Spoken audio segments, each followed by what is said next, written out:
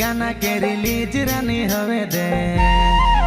तोके थार में घुमाबू गाना हिट होवे दे मोर